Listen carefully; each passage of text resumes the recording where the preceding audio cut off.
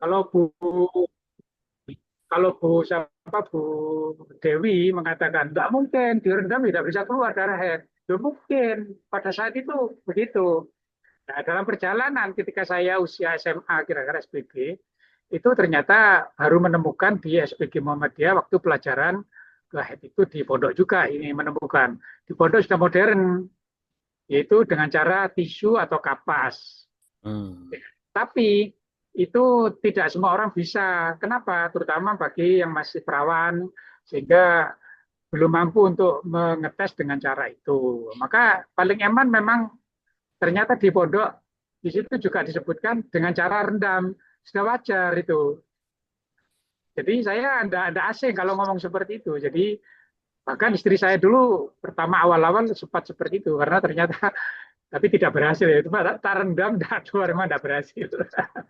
Itu. Jadi Itu Ustaz. saya teori dan praktek itu kami jalani itu. Tapi itu ternyata bukan hadis, tapi cara ulama menentukan bagaimana itu darah haid atau bukan. Terus saya coba Kalau di ChatGPT terakhir menemukan di ChatGPT juga ada. Di ChatGPT itu wah luar biasa ini. Aku kaget baru tahu. Itu iseng-iseng sebetulnya saya. Terus tak copy, tapi nggak sengaja nggak belum tak share itu karena oh ya, menunggu ada Ustadz supaya lebih itu. Jadi ternyata ChatGPT itu memang pendapat ulama persis kami belajar di sana. Cuma waktu itu pemahaman kami itu hadis karena membaca kitab. Jatuh. Terima kasih Ustaz. Nggih, tapi matur nuwun. Pak Nur, Oke. tapi Oke. kalau recent saya buktikan sendiri itu Pak Nur. Setelah saya rendam itu pasti mampet Pak Nur. Kecuali mohon maaf keputihan itu Pak Nur. Kalau keputihan kita rendam apalagi pakai daun sirih itu Pak. Keputihan itu akan keluar. Tapi kalau darah saya langsung membuktikan sendiri. Mungkin karena saya perempuan ya Pak Nur ya. Saya membuktikan sendiri, saya rendam mampet Pak Nur. Makanya Ini Bu, kalau oke, sebentar. okay, kalau Itu kalau bisa pakai bisa tisu nggak apa Bu? kapas, Pak Nur, kalau pakai tisu Oke. kapas itu tidak usah dimasukkan Pak Nur, hanya didulit tok Pak Nur. Perawan atau tidaknya enggak ada masalah. Itu hanya didulit, dilihat, dicek, oh ini keluar darahnya apa enggak. Kalau dimasukkan otomatis ya enggak akan bisa yang perawan. Ngapain dimasukkan? Didulit aja. Kan yang dihitung tuh yang keluar itu Pak Nur.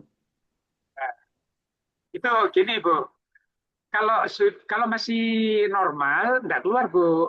Kalau sudah 15 hari kok masih keluar, itu masalahnya. Makanya harus untuk mengetahuinya itu harus direndam. Kalau masalah 15 atau 16 hari bahkan keluar dari biasa kok masih keluar darah, ketika direndam akan keluar. Kalau normal tidak ada masalah sudah diketahui, tidak perlu dicari. Itu Bu Dewi. Jadi Kemarin saya sempat konsultasi juga ke dokter kandungan Mbak Nur masalah yang ini. eh, Bu, ini dokter Kusuma itu Pak Arif Zuhri mungkin person ya dokter Nggih. Kusuma. Saya sering konsultasi ke beliau masalah ya kandungan dan menstruasi juga itu. Ini kok dok, ini apakah betul dok? Menstruasi itu berhenti tidaknya bisa dilihat direndam itu akhirnya kayak bisa mengeluarkan darah contoh kayak istihadah kan dokter Kusuma juga mengerti tentang ini nggih agamanya kan ya lumayan. Nah itu kalau istihadah itu darah head tapi kok masih keluar terus sampai batas maksimal. Nah setelah itu kan darah istihadah. Itu cara untuk mengeluarkan darah seperti itu apa direndam? Bisa direndam. Oh kalau direndam itu malah mampet bilang gitu dokternya malah mampet jelek keputihan keputihan malah keluar itu beda itu kalau putihan apalagi dikasih daun sirih godokan daun sirih itu bisa oh keluar ya, itu kami juga oh tahu gitu dan kiri. iya makanya wong lek renang menstruasi gak apa-apa nggak mungkin keluar itu walaupun nggak pakai softtek bilang gitu pakai pembalut oh gitu ya dok ya ya udah wis ini masa tentang itu ya dok ya sudah jelas itu dok yang masalah ini iya nggak mungkin bisa lek direndam keluar itu nggak malah mampet itu bu nggak ada dorongan apa gitu loh dorongan istilah-istilah dokter saya nggak paham itu Pak Nur. Nggih.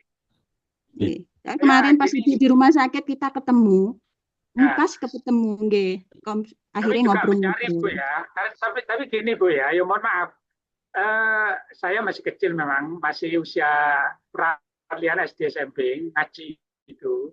dan detail sekali dan saya mancep ingat betul. Jadi itu teori dari para ulama, bukan medis, bahwa untuk mengetahui seperti itu, karena itu pembekalan untuk laki-laki yang akan menikah, walaupun pada saat itu saya masih kecil belum untuk menikah, tapi ngikutin pelajaran itu. Dan saya kira itu hadis, ternyata bukan hadis. Setelah saya tanyakan, saya konfirmasi setelah Bu Wahyu tanya itu. Jadi saya mencari tahu kebenaran itu dan akhirnya saya dicek CBT, ternyata juga ada.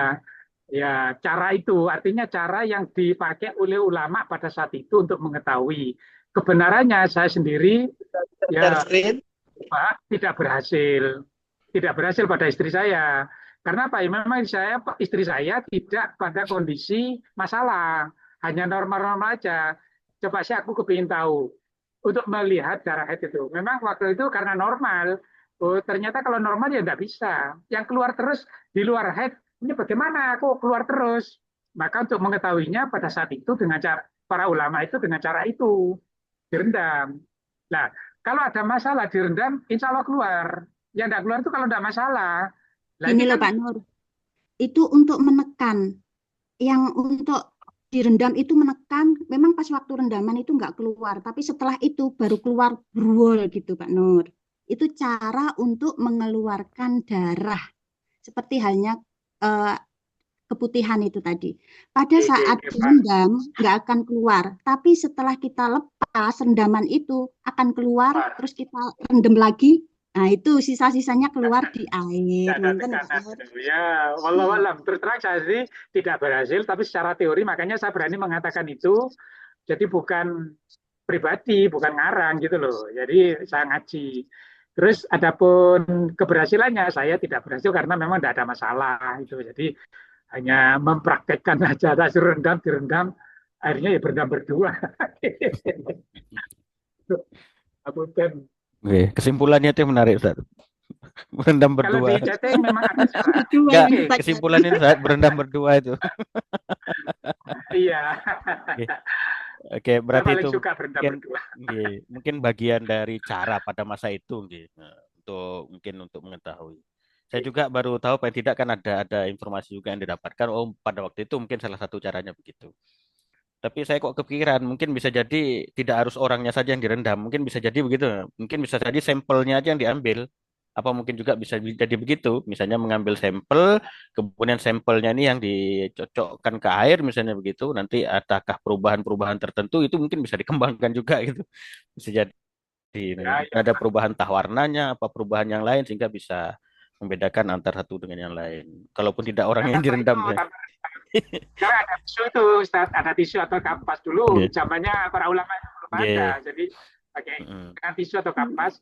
Adapun katanya geli, tapi tidak baik Sik. karena bisa saja kalau perawan geli. Ya saya ya ikut aja, saya enggak kalau Ustadz, aku kayak mau gini Oh, ya. udah siap Saya ini? tak simpulkan. Ya, sudah Oke, siap. sudah siap. Oke, oke, Oke, siap. kalau yang tentang berendam-berendam itu berarti caranya jenengan, mohon maaf, tidak bisa kami praktekkan karena itu tidak ada hadisnya. Tak kembalikan ke pernyataan jenengan waktu kalau yang masalah yang lainnya itu, ya kalau sudah jelas dalilnya, hadisnya, maka akan kita sharekan, kita bagikan. Nah, karena nggak jelas, berarti nggak bisa kami bagikan. Saya juga nggak tahu itu ulama yang berafiliasi di mana. Oke, baik. Mungkin Ulama yang riset itu bagaimana juga Bu. saya nggak tahu.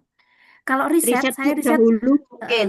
Mungkin kalau riset, dahulu. saya pernah membaca riset, sudah membaca riset tentang darah istihadah ini, dan cara itu memang nggak efektif. Gitu. Wes, udah ya, kita itu kan apa itu namanya, kita kembalikan ke presenter hari ini. Yang pertama Pak Agung dulu atau gimana ini?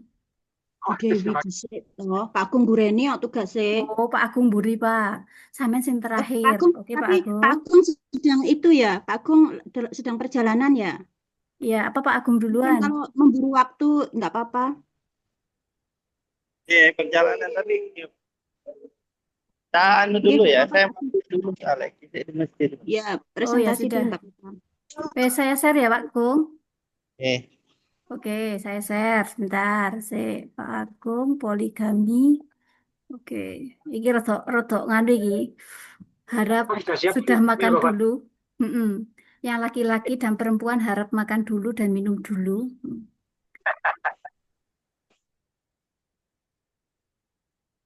Monggo Ustadz, go ahead. Bismillahirrahmanirrahim. Assalamualaikum warahmatullahi wabarakatuh. Waalaikumsalam warahmatullahi wabarakatuh. Insyaallah pada hari ini kita akan membahas materi tentang yang agak sensitif memang, terutama bagi kaum hawa, kaum ibu-ibu ini agak sensitif. Tapi ini bagian dari syariat ya, dan bagian dari materi yang menjadi kurikulum, yaitu tentang poligami. Yang pertama, poin-poin yang akan kita bahas pada presentasi kesempatan kali ini yaitu tentang definisi poligami, kemudian pandangan fuqaha tentang poligami, pro dan kontra tentang poligami, dan ajakan poligami teori dalam menafsirkan nas yang berbicara tentang poligami. Nah, yang pertama, dasar dari poligami, yaitu surat An-Nisa ayat 3. Allah berfirman, wa in khiftum alla tuqsitu fil yatama fankihu ma taba lakum minan nisa'i mathna wa thulatha wa ruba'. Cukup sampai situ. Yang artinya, dan jika kamu takut tidak akan dapat berlaku adil terhadap hak-hak perempuan yang yatim apabila kamu menikahinya, maka nikahilah wanita-wanita lain yang kamu senangi, 2, 3, ataupun 4. Itu slide yang selanjutnya, nggak Wahyu. Slide yang ketiga. Sudah terlihat? Apa itu slide show kok rada angel. Gini sudah ya? Sekarang slide keempat. Ya, definisi poligami atau dalam bahasa Arabnya ta'addud az-zawaj. Yang artinya poligami merupakan suatu bentuk perkawinan di mana seorang suami mempunyai lebih dari satu orang istri dalam waktu yang bersamaan. Terus slide kelima, yaitu bagaimana pandangan fuqaha tentang poligami. Para fuqaha atau ahli fikih memandang poligami sebagai mubah atau boleh, bukan wajib ataupun sunnah, dengan syarat utama kemampuan berlaku adil terhadap istri, baik secara nafkah, tempat tinggal, giliran, mau bermalam maupun kasih sayang. Tapi kalau cinta itu rasanya tidak mungkin bisa adil, karena Allah sendiri yang mengatakan tidak memungkinkan kita bisa membagi cinta. Cinta itu hanya untuk satu orang saja. Tapi kalau hal-hal yang manusiawi itu bisa dilakukan. Kemudian dasar hukum dan pandangan umum. Yang pertama, mubah atau boleh. Poligami diperbolehkan tetapi bukan anjuran ataupun perintah, tetapi memberikan pilihan bagi laki-laki yang mampu. Kemudian syarat keadilan atau adil, ini adalah syarat yang paling krusial. Ketidakmampuan berbuat poligami mengharuskan monogami. Kemudian batas maksimal 4 istri, tidak boleh lebih. Slide ketujuh, pandangan ulama yang berbeda. Yang pertama, ulama klasik atau Syafi'iyah menekankan monogami sebagai pernikahan yang ideal. Poligami hanya disunahkan jika ada kebutuhan mendesak hajat, seperti istri tidak bisa melahirkan atau ada penyakit, dan keadilan yang dimaksud adalah keadilan fisik, yaitu nafkah, tempat tinggal, ataupun giliran. Sementara keadilan cinta itu tidak memungkinkan. Kemudian Syekh Wahbah Az-Zuhaili, beliau menganggap monogami sebagai rumah tangga yang ideal bagi seorang muslim. Poligami hanya pengecualian untuk kondisi darurat saja. Slide ke-8. Ini pandangan Rashid Ridho dan Muhammad Abduh.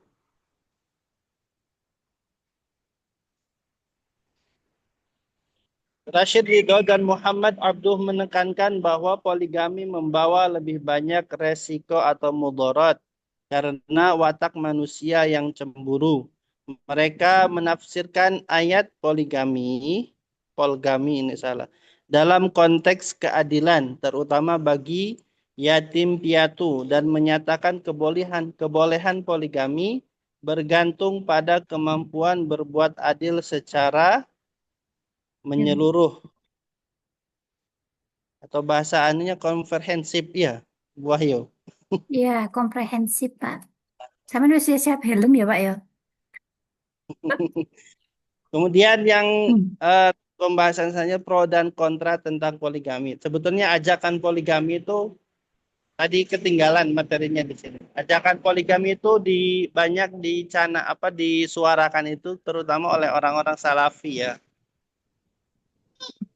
yang menganggap itu sunnah, walaupun secara hukum asalnya itu kan poligami itu mubah, disepakati oleh para ulama, dan memang hukum itu kan tergantung kepada situasi kondisinya. Al hukmu yaduru ma'ilati, bisa mubah, sunnah, wajib, bahkan haram, tergantung kondisinya. Sunnah ketika memang laki-laki itu mampu. Terus ya, pro dan kontra tentang poligami. Poligami adalah isu kompleks dengan dasar agama, sosial, dan psikologi yang kuat. Seringkali memicu perdebatan sengit tentang keadilan, cinta, dan hak-hak individu. Kemudian kelompok yang pro dan argumentasinya.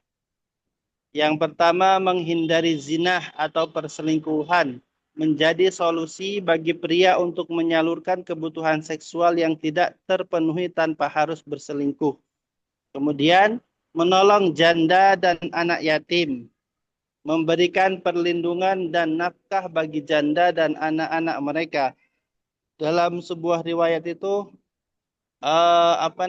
puncak dari menafkahi bersedekah ya Ustadz kepada janda itu ya dengan menikahinya.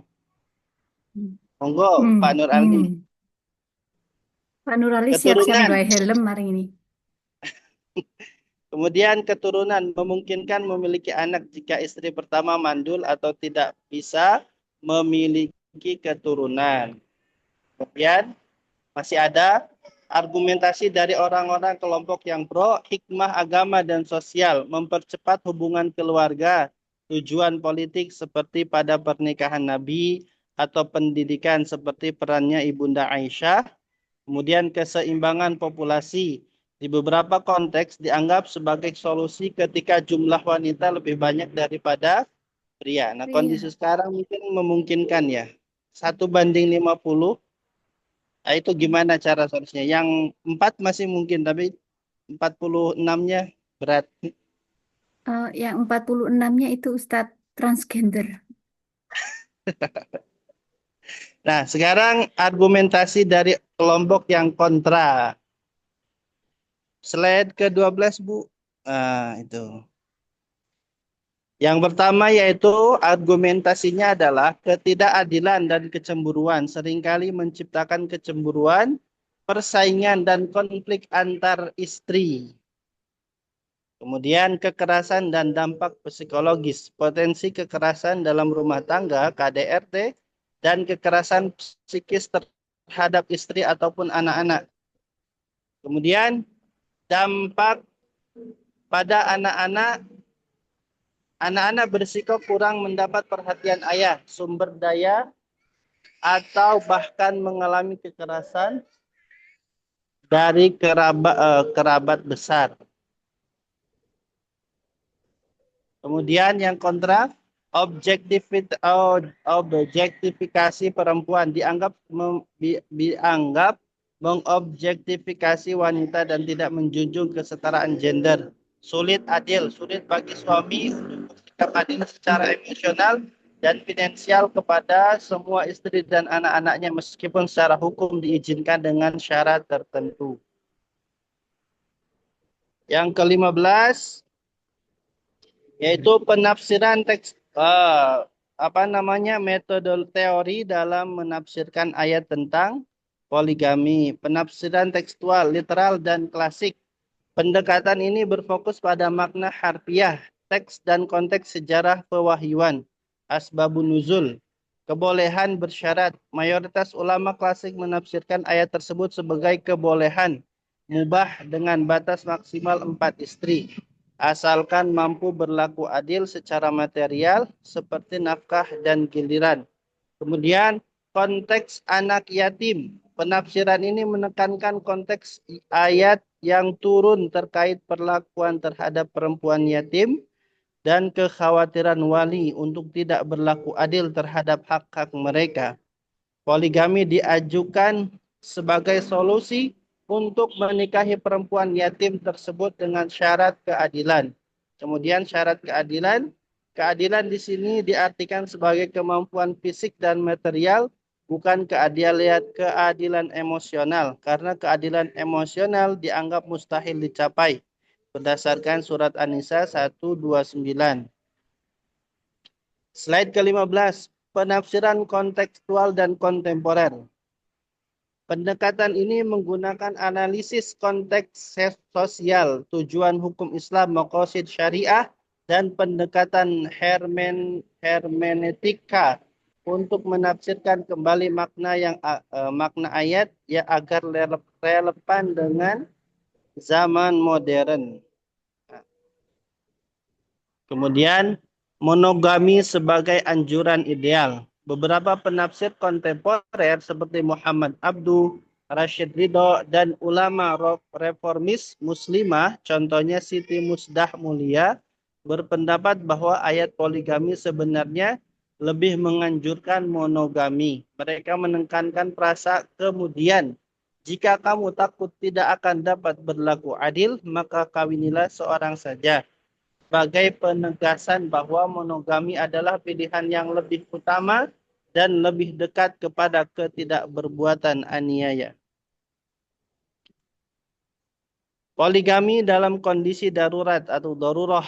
Penafsiran ini memandang poligami hanya dibolehkan dalam kondisi darurat atau pengecualian yang sangat spesifik, seperti jika istri tidak dapat memiliki keturunan atau menderita penyakit yang tidak dapat disembuhkan, dan bukan sebagai anjuran secara umum.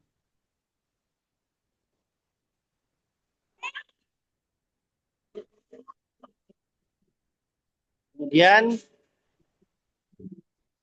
keadilan ditafsirkan secara lebih luas, mencakup aspek material dan non-material, psikologis, emosional, mengingat sulitnya mencapai keadilan secara menyeluruh, poligami menjadi sangat sulit untuk dipraktikkan. Kemudian, teori batas. Muhammad Syahrur, pemikir seperti Muhammad Syahrur menggunakan pendekatan linguistik dan teori batas, menafsirkan bahwa angka 2, 3, atau 4 dalam Quran surat An-Nisa ayat 3 adalah batas maksimal, bukan anjuran untuk menikahi sejumlah itu, dan pelaksanaannya sangat terkait pada syarat keadilan yang ketat. Nah, ini penutup. Conclusion. Penutup, poligami adalah syariat Islam yang hukumnya mubah atau boleh dan bersifat solusi, bukan kewajiban ataupun anjuran.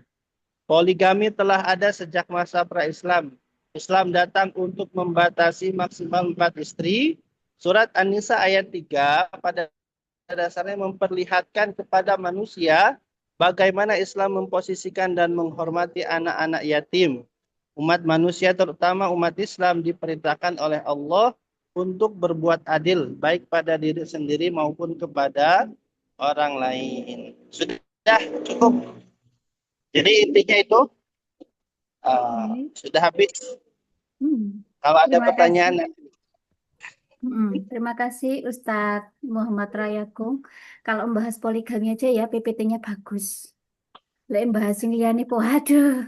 Ngekei word tok, Pak, tapi lek poligami diapiki sampean PPT Kan ini. tadi sudah Pikir dikasih saya pengantar Bu Ayu. berbunga-bunga. Secara Mm-mm. komprehensif katanya. Secara Mungkin komprehensif. maksudnya komprehensif mungkin. Nah, Panas. iya, itu Terus lagian komprehensif itu. berbunga-bunga. Iya. Bunga palo ya PPT-nya ya. Oh, PPT ini apik lek bahas poligami. Lah ya berbunga-bunga dia. Karena di situ ada warning. Tapi yang perlu saya, ya dong, aku ngerti tugasnya Pak Agung. Nok matkuliahnya, matkul Pak Arif iki biasanya ngono tok. Tapi lek poligami langsung apik PPT ini. Karena jadi Ustaz, izin off cam ya, ngapunten. Nggih. Nggih, hati-hati di perjalanan, Ustaz. Ya Ustaz. Poin yang perlu saya tadi dan ingin saya komentari sebelum saya persilahkan presenter berikutnya, nggih, bahwa poligami itu harus adil, bukan merasa adil. Mampu itu bukan bagus. merasa mampu, ya. Soalnya kadang-kadang wis merasa mampu, nah, padahal gaji mek 50.000 per bulan, tapi poligami istri 3 gitu. Itu berarti merasa mampu, ya. Saya percaya rezeki itu minallah gitu ya. Tapi juga dipakai dong. Sebulan lah saya ketahui kata jalur istri terlalu mohon dipertimbangkan lagi ya maksud saya. Moga Bu Dewi Nur Hasanah dan Bu Nadila terus siapa lagi itu? Satunya lagi ya saya kok lupa. Ada Saya orang nggih, nggih. Nggih, monggo Bu Dewi. Lanjut, sebelum Mas. dilanjut, Bu Ayu, Nanti Q&A-nya nanti.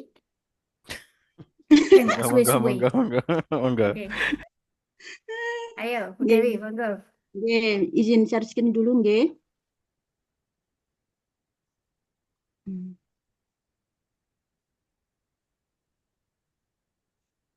Nggih, sampun tampak napa dereng?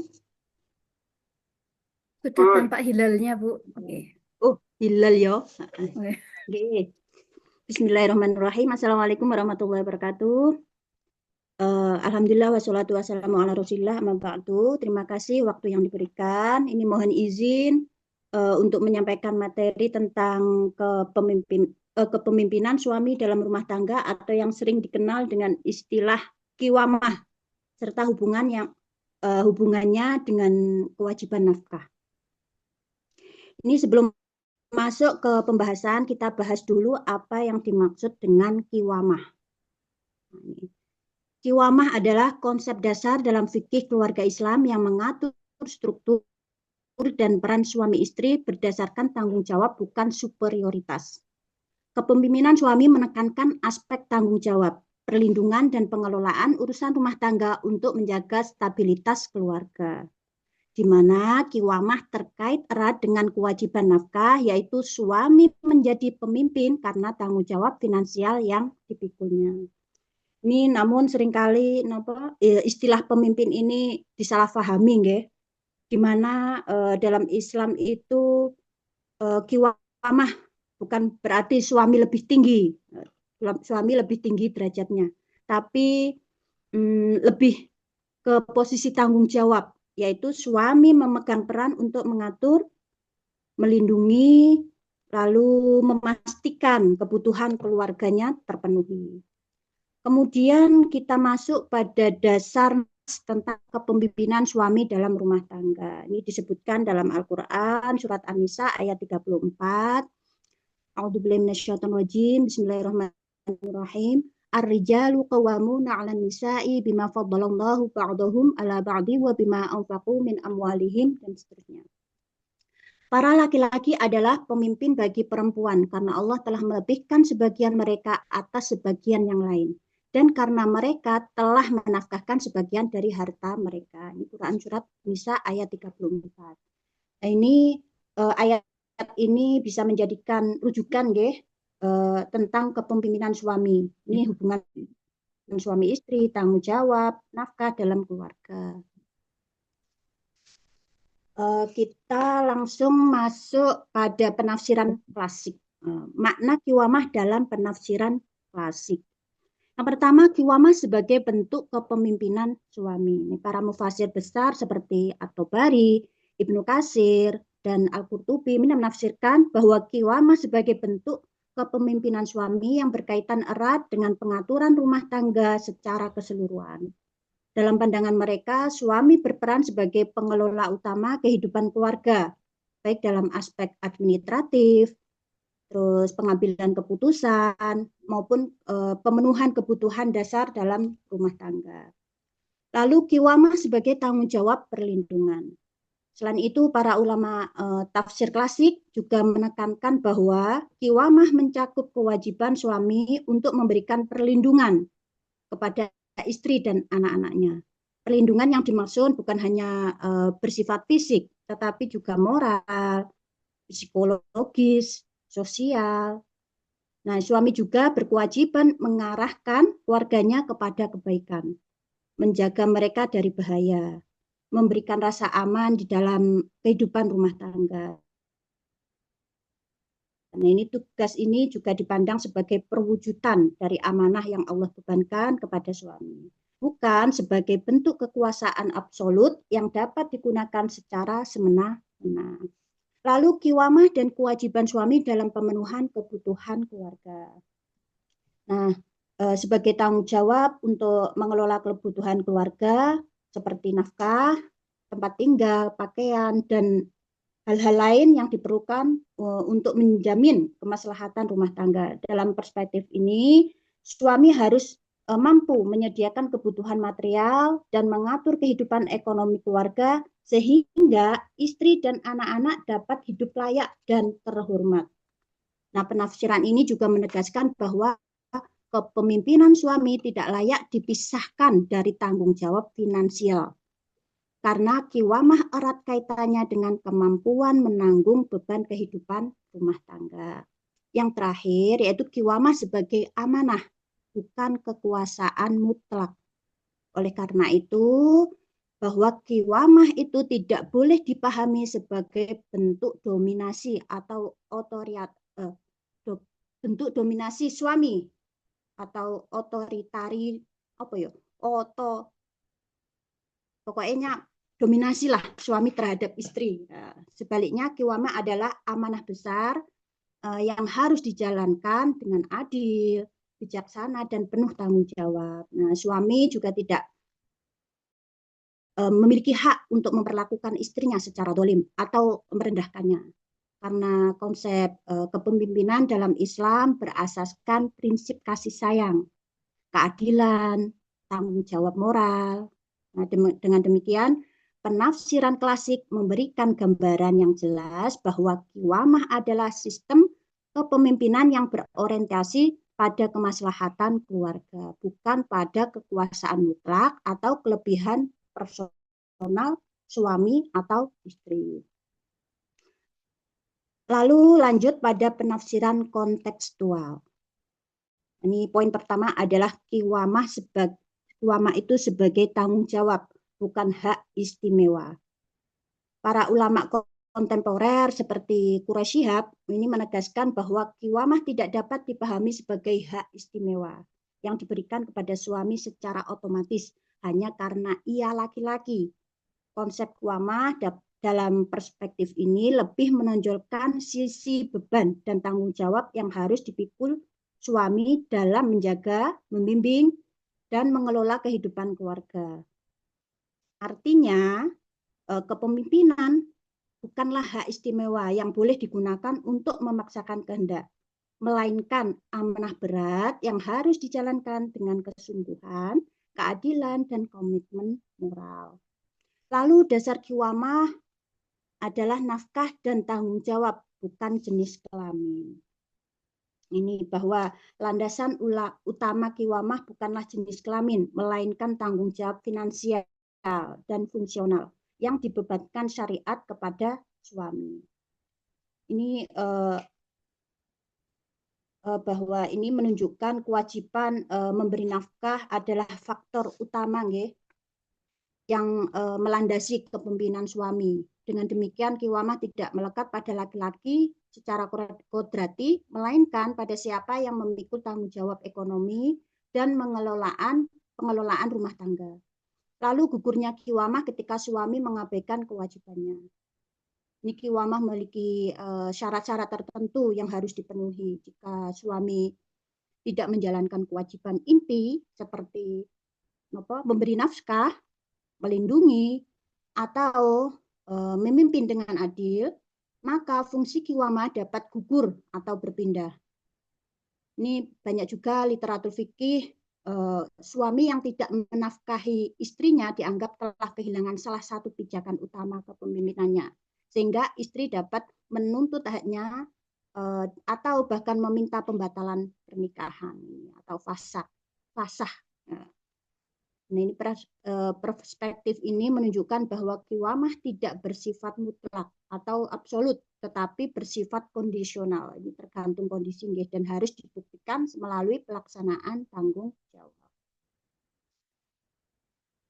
Lalu berikutnya tentang penafsiran HAM dan keadilan keluarga.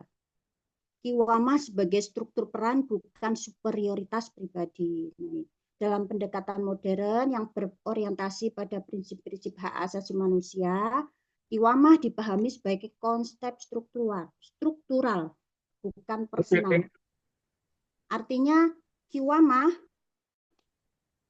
bukan berfungsi untuk menetapkan kelebihan individu laki-laki atas perempuan, tetapi untuk mengatur fungsi dan pembagian peran dalam keluarga berdasarkan struktur yang dibangun oleh syariat.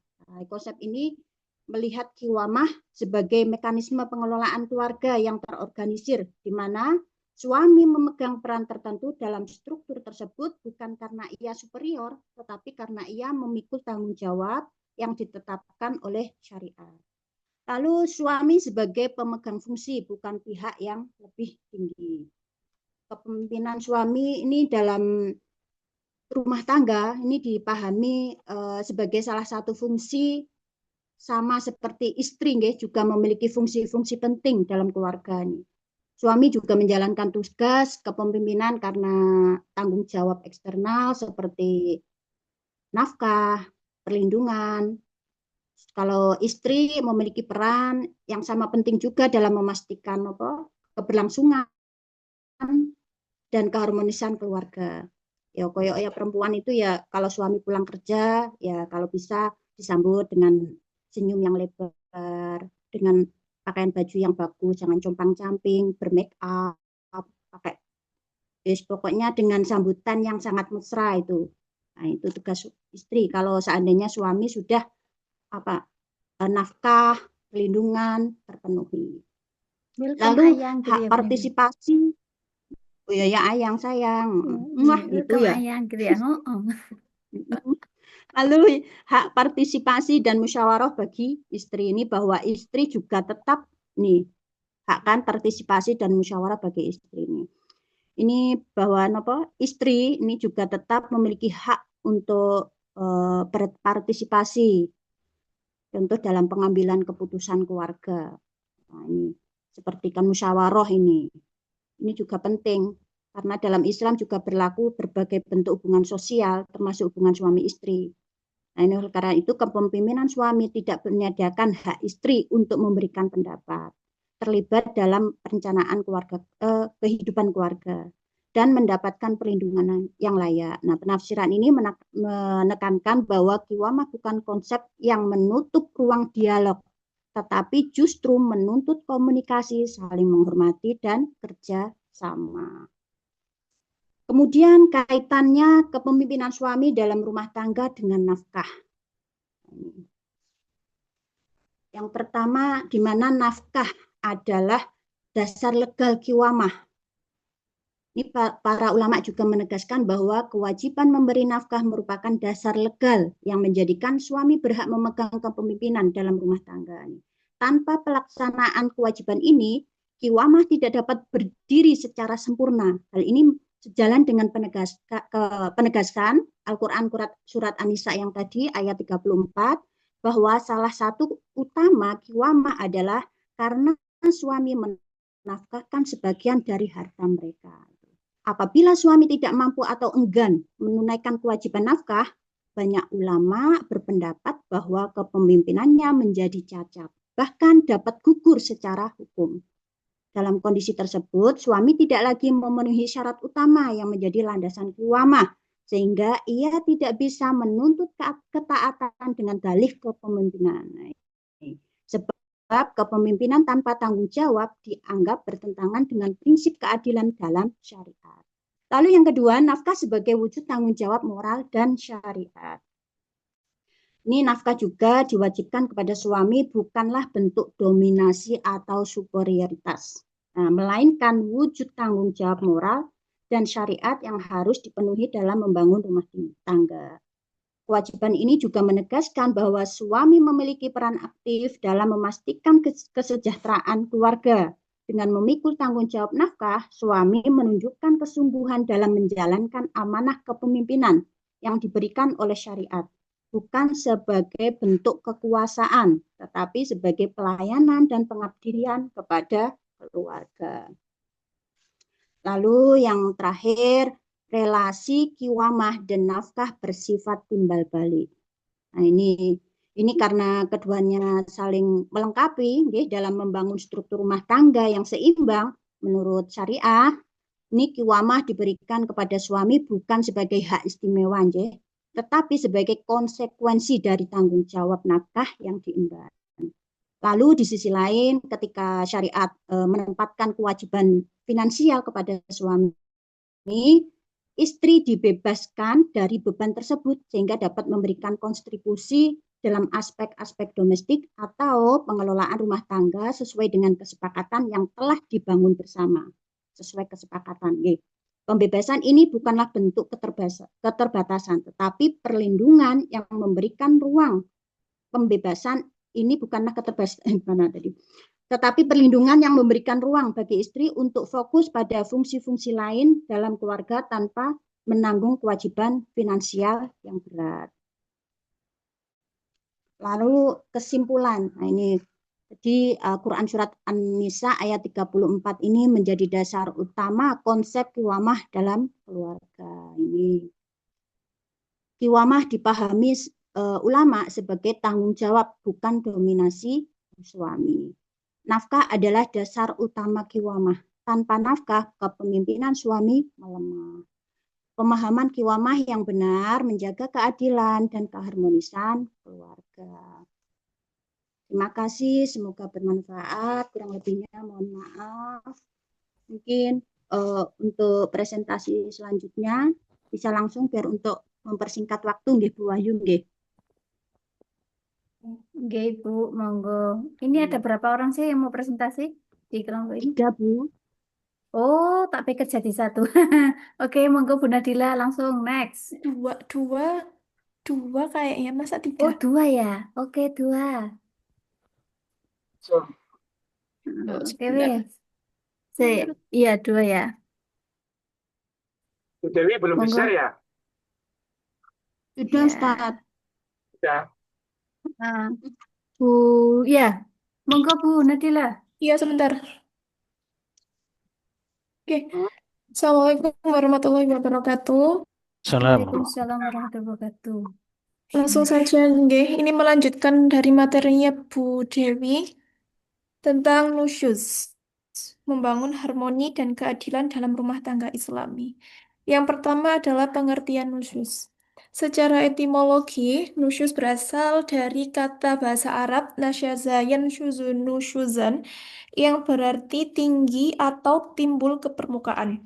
Dalam konteks pernikahan, ia merujuk pada perilaku durhaka atau menentang kewajiban serta melewati batas-batas norma agama yang menimbulkan ketidakharmonisan.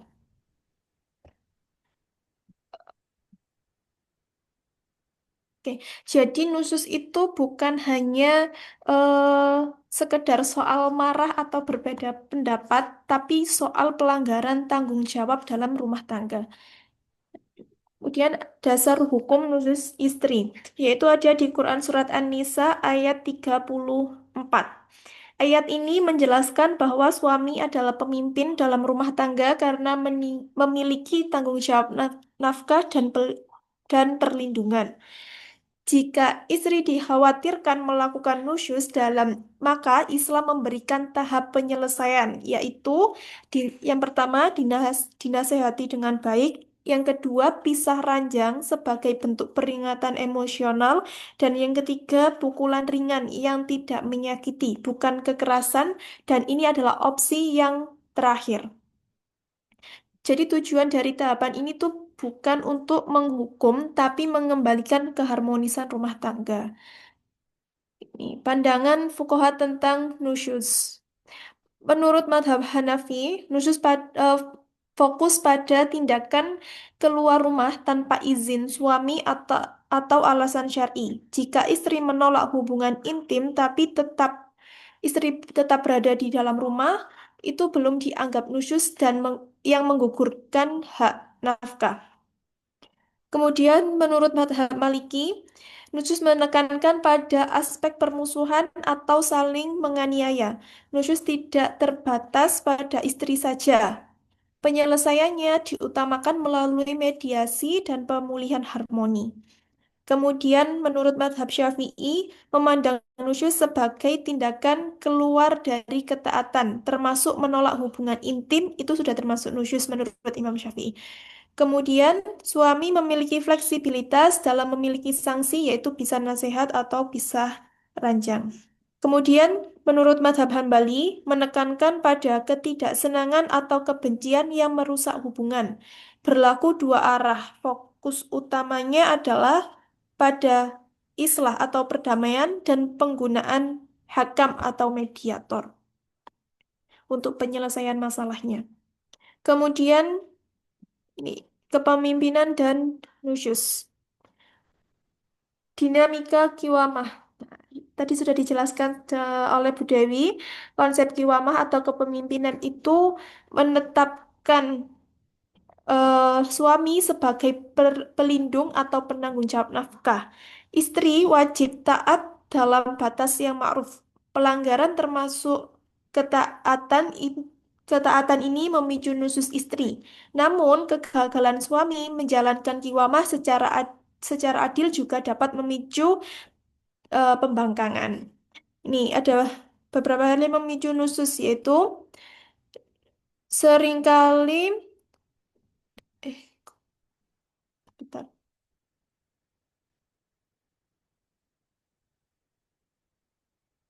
Nusus istri seringkali berakar dari kegagalan kepemimpinan seorang suami, seperti sikap angkuhnya seorang suami meremehkan istri atau interaksi yang tidak ramah. Hal ini melanggar prinsip muasyarah bil ma'ruf atau pergaulan yang baik.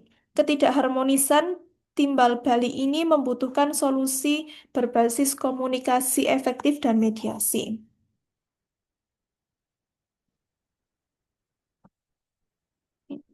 Kemudian eksistensi nusyus suami. Apakah ada nusyus suami? Biasanya yang lebih populer itu nusyus istri. Apakah ada nusyus suami? Ada. Hukum Islam secara eksplisit mengakui nusyus suami melalui Quran surat An-Nisa ayat 128. Bentuk utamanya adalah bersikap acuh tak acuh, kemudian tidak adil, mengabaikan nafkah, kemudian tidak memperhatikan hak istri, itu contohnya. Berbeda dengan sanksi fisik pada istri, penyelesaian nusus suami itu lebih difokuskan pada perdamaian. Itu. Karena tujuan utamanya adalah menjaga keutuhan dan keadilan dalam rumah tangga. Ini dasar hukum nusyus suami, yaitu berada di Quran surat An-Nisa ayat 128. Yang artinya jika seorang perempuan khawatir suaminya akan nusyus atau bersikap tidak acuh, keduanya dapat mengadakan perdamaian yang sebenarnya. Perdamaian itu lebih baik bagi mereka walaupun manusia itu memiliki tabiat kikir. Jika kamu berbuat kebaikan dan memelihara dirimu dari nusyus dan sikap tidak acuh, sesungguhnya Allah Maha teliti terhadap apa yang kamu kerjakan. Perbedaan nusus istri dan suami. Nah, kalau nusus istri ini berkaitan dengan pelanggaran ketetapan dan kewajiban lahir batin. Misalnya durhaka, menolak ketaatan lahir dan batinnya seorang suami. Kemudian untuk eh, nusus suami itu berkaitan dengan mengabaikan tanggung jawab dan ketidakadilan. Seperti yang saya sebutkan tadi, acuh, mengabaikan nafkah atau haknya istri. Sanksinya untuk nusus istri, sanksinya sudah dijelaskan di Quran surat An-Nisa ayat 34, yaitu yang pertama nasihat, kemudian pisah ranjang, kemudian yang terakhir adalah pukul ringan. Dan untuk nusus suami, sanksinya bisa perdamaian atau sul, mediasi, atau bisa berakhiran dengan cerai. Konsekuensinya, untuk nusus istri hilang nafkah sementara dan untuk suami fokus pemulihan hubungan. Tujuannya nusus istri adalah mengembalikan ketaatan dan nusus suami menegakkan keadilan timbal balik. Oke, mungkin itu yang sedikit dari saya. Saya akhiri. Wassalamualaikum warahmatullahi wabarakatuh. Waalaikumsalam warahmatullahi wabarakatuh. Assalamualaikum warahmatullahi wabarakatuh. Terima PPT-nya kasih Bu apik Nadila. Iya, PPT-nya apik Bu ya. iya PPT-nya habis. Gak Hari iso. ini PPT-nya memanjakan mata semua ya. Dari Jadi topik tak yang paling kocok. sensitif sampai topik yang sensitif juga. Oke, terima kasih atas presentasinya Bu Nadila. Untung jenengan tadi bahas nusyus suami Bu, itu mau saya tanyakan. Nah, kalau suami yang nusyus, tiba ini jenengan bahas nggak sih tetako aku malah. Baik, untuk materi poligami dan materi apa ini Bu Dewi di kelompoknya jenengan Kiwamah, ini? Ah, kiwamah ah, dan iya, kalau kiwamah ini tadi ada pertanyaan ki kiwamah atau kowamah gitu katanya Bu Lita ya. sama aja kiwamah, kewamah. Oh, kiwamah atau kowamah sama aja. Baik, untuk sesi tanya jawab saya buka ronde pertama. Sesi pertama ronde dong. Tinju be. Ayo, sesi pertama silahkan jika ada yang ingin ditanyakan atau didiskusikan. Aku saja nih mau tanya tadi tentang poligami itu loh. Wong iki kok gak ada ya yang presentasi. Kan wonge wis gawe gawe helm Ibu. Iya, seru Wis itu. gawe helm sudah membuat perlindungan. Mm-mm. Sampai salah titik. Wis nggak perlindungan loh. Monggo ditanyakan saja mungkin nanti bisa dibantu oleh yang lain untuk didiskusikan bersama. Ini tadi tuh saja nih aku Dewi mau tanya yang tadi yang masalah poligami itu tadi. Tapi Oke, monggo ternyata diajukan saja untuk bahan diskusi bersama gitu. Kalau Ustadz aku nggak bisa ya berarti kita diskusikan bersama. Kalau gontok-gontokan lagi kita kembalikan ke Ustadz Arif Sufri. Lah, aku seneng soalnya lambe Pak Nur Ali ku. Engko jadi panas ya Pak Nur ya. Tugas kita itu. Engko yang bikin dingin nanti Bu Oh, Wahyu atau cepat, Ustadz. kita belajar kok. Saya Nah, Bu tanya, saya amin. Bisa. nyampaikan yang disampaikan konklusinya tadi oleh siapa Pak Gum, tapi dikonklusikan lagi oleh Bu Wahyu. Di sana Oke. intinya itu untuk eh, keadilan, keadilan ya tidak mungkin adil, ya betul. Nah, terus ada lagi yang dimaksud keadilan di sini adalah apa emosi. Jadi Oh, bukan semata kalau itu memang saya sependapat dengan Pak Rayagung nggih, dan itu juga saya baca-baca dari pendapatnya para ulama kan gitu. Kalau keadilan emosi kita nggak bisa adil 100%, tapi untuk keadilan yang lain Pak maksud saya itu kalau bisa ya adil jangan merasa adil gitu ya.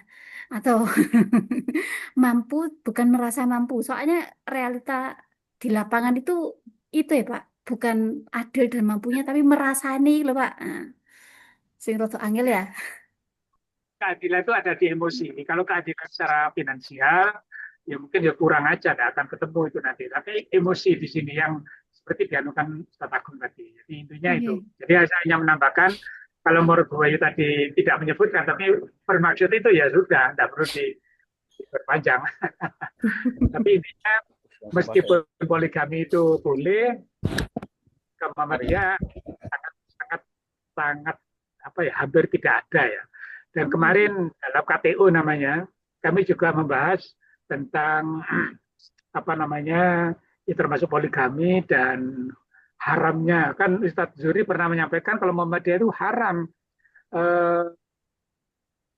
apa itu Pak talak. Ternyata betul memang itu bahkan Ustadz Nur Hakim terlibat dalam keputusan itu, dalam memutuskan untuk memberlakukan haram bagi Muhammadiyah tentang talak kalau tidak tercatat. Memang betul di Muhammadiyah seperti itu. Bahkan jadi pembahasannya ada di perceraian. Ternyata saya menambahkan ya termasuk talak. Ternyata memang sudah diundangkan oleh Muhammadiyah sama seperti hukumnya rokok haram. Keharamannya itu hanya berlaku untuk warga Muhammadiyah. Dan tanpa dikasih itu pun ternyata warga Muhammadiyah sebetulnya sudah secara pribadi mengharamkan. Tapi Padahal tidak saya mengharamkan. mau nanya itu Ustadz. Padahal itu saya mau nanya gini. Kalau misalnya gini Ustadz. Poligami. Poligami tetap membolehkan. Tidak menyebutkan syarat ketat. Tapi seperti yang disampaikan Ustadz Agung itu semuanya sudah masuk. Tidak ada masalah. Jadi ya, dan kebetulan Muhammadiyah, warga Muhammadiyah tidak ada yang seperti itu. Walaupun boleh, walaupun ketat pun, alhamdulillah keluarga Muhammadiyah. Kenapa? Muhammadiyah itu sibuk dengan rapat kegiatan dan kegiatan mengumpulkan dana. Koyor sugi-sugio. Ya memang sugi, jadi perasaan aja sugi. Di Muhammadiyah dulu di situ. Kalau panjenengan cuma aktif di Muhammadiyah, paling kecil aja PRM misalkan. Waduh, pengajian rapat. Gak sempat mikir poligami. Ini Ustadz, ada kasus juga ini.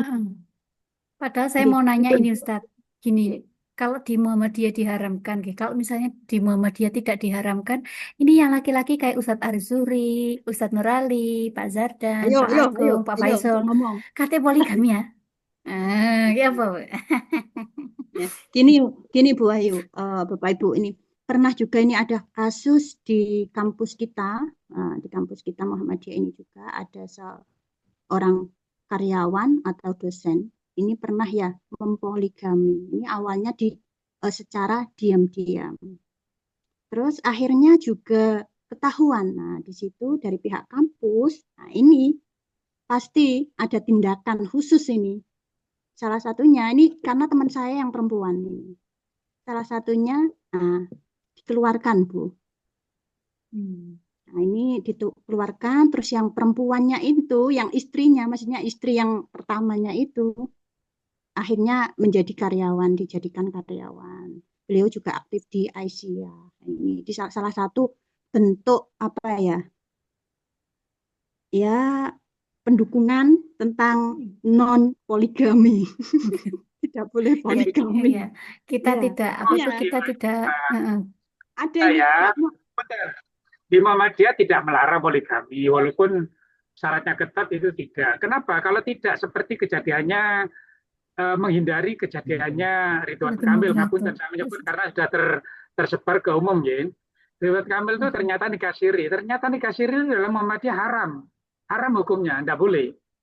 Nah itu kami kemarin pembahasan nikah siri, termasuk saya menyampaikan tentang menanyakan saya itu tentang talak yang tidak tercatat itu haram juga ternyata itu. Jadi poligami itu dibolehkan seperti Ridwan Kamil, orang yang cukup dari finansial, kebutuhannya dalam tanda petik, kebutuhan biologisnya tinggi. Tinggi saya kira semuanya ya, karena mungkin kelebihan dana aja itu sehingga hura-hura. Ya, sampai hukumannya pun sekarang putrinya pun yang tadinya berhijab, dia menghukum ayahnya dengan tidak berhijab. Karena apa? Kalau seorang putri belum menikah tidak berhijab, maka orang tua bapaknya dalam hal ini adalah kena hukuman memakai dalil itu sehingga dia dicopot supaya bapakku kasarnya begitu dihukum oleh Allah. Nah, kenapa? Yaitu akibat nikah siri. Makanya poligami itu jangan ditentang. Tidak mampu boleh itu sampaikan. Jadi para istri sampaikan memang tidak ada larangan. Ya, tidak ada larangan. Ya tentunya dengan syarat yang sangat ketat. Terima kasih.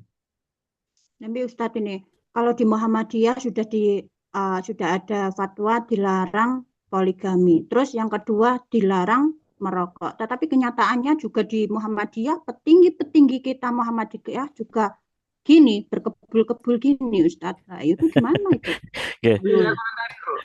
Apunten, Bu Ayu, saya komentari ya, rokok dalam pengharaman pengambilan hukum haram bagi Muhammadiyah tidak serta-merta begitu, Bu, ada tahapannya. Jadi penjelasannya dari keputusan haram itu, Dewi. oh, enggak, kan moderatornya tadi Bu Ayu, saya izin. Jadi saya menjelaskan haramnya rokok itu untuk warga Muhammadiyah tidak serta-merta langsung kena hukum haram, tidak, bertahap. Meminimal mengakui bahwa itu diharamkan oleh Muhammadiyah. Satu. Yang kedua, tidak langsung haram, tidak langsung kena. Ada usaha untuk berusaha. Selama usaha itu sudah tidak kena itu. Rokok tidak semudah itu langsung hilang begitu, tidak mungkin. Bagi penjual rokok, nah penjelasan dari hukum haramnya itu tidak serta-merta orang jual rokok kena haram.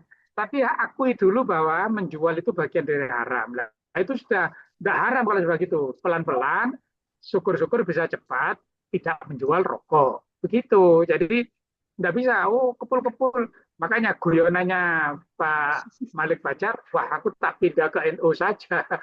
Kan begitu. Saya nggak mau menyebutkan nama tadi, nggak mau menyebutkan contoh tadi.